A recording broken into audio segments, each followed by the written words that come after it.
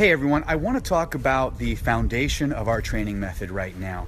And anyone who follows us, it probably thinks I sound like a broken record because you always hear me talk about engagement. But how do we get that engagement? We need our dog wanting something from us. So we're going to want our dog to have a good, strong food drive for the learning process to proceed smoothly. If our dog doesn't want to take food, we're going to have to build up to that. And we're going to want to limit affection for marking just the right moments in the training process. So once we have our dog in a space where he's ready to take food from us, then we're going to start charging verbal markers in exchange for eye contact. So first I'm going to charge the verbal marker yes by getting a little eye contact from my dog, and then as soon as I get that eye contact, I say yes, and I move backwards with the food and lure them and make them chase the food down, and I turn this into a kind of a game. So I get that eye contact, and let her hold it a little while, yes, and move backward, let her seize the food reward.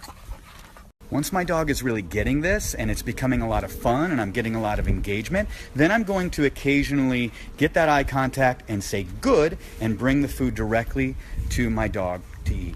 And so we are classically conditioning these verbal markers so that the sound of the word yes and the sound of the word good have a very similar feeling to the dog, sort of an involuntary response to the words that feels good to them.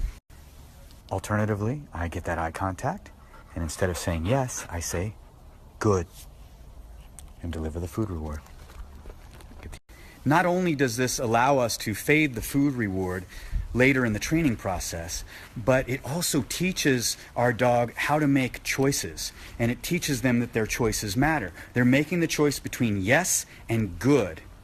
And that's significant because yes and good have two different meanings. Good means keep doing what you're doing, and I'll bring the food reward to you. Yes means you've done what I've asked, now come get your food reward. It opens their mind up to the fact that I am communicating with you and I am expecting you to make a choice between these two options, because this is going to give me the opportunity to introduce the verbal marker nope. I do this by setting my dog up to have a misunderstanding. So once I've sufficiently charged the verbal marker yes, then I will lure my dog onto, say, place, and I'll say yes, lure them onto place, yes, yes. Lure her onto place, yes. And I lure her onto place, yes, good girl. One more time. Yes, good girl. Each time I give the verbal marker yes, I move backward enthusiastically, enticing the dog to chase down and seize the food reward out of my hand. So once I've done this repeatedly, I'm going to finally introduce the marker good. But this time when I lure the dog onto place, I say good instead of yes, and the dog is going to jump off of place and come try to chase down the food reward. I'm going to say nope, place, and the dog is going to be confused. That confusion is going to force my dog to think and try to solve this problem. And this is the beginning of teaching our dog that their choices matter and that they can actually make choices that make a difference in their life. Good. Nope. Good. Good. Good.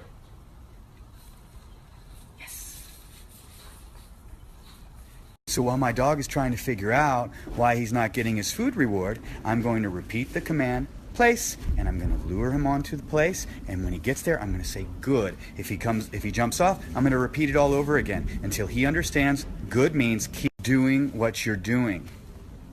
Nope means you're not doing what I want. And yes means come and get that food reward. We're going to play this like a game. We're going to do it over and over until my dog really understands these verbal markers. So now I'm going to start to name it. First the command. Place. Yes. Place. Good. Good. Excellent. this is going to make me very relevant in my dog's eyes. And I'm going to get a dog that's looking to me for guidance, because when my dog pays attention to me and understands this communication, I'm always guiding them to things that are good for them. Once my dog understands all this, I can start teaching my dog all kinds of new commands and layering over tools that enable me to communicate more clearly and cut through very high distraction so that I can get my dog's focus in any situation.